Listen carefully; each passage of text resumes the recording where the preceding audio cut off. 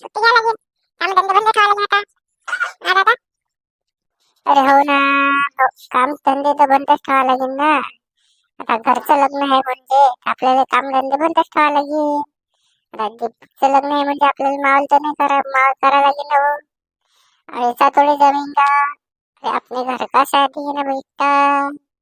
अपन तो कपड़े फाड़ के नाचेंगे उसके शादी में. हो हो लता, आपण कामधंदे बंदच ठेवू, सुट्टी घेऊ 4-5 दिवसाची. 8 दिवसाची सुट्टीच घेऊन घेऊ. हा, जमणार नाही तसं. काम काय, पैसा काय कमवणार आहे. पैसा आपल्यासाठी, आपण पैशासाठी नाही.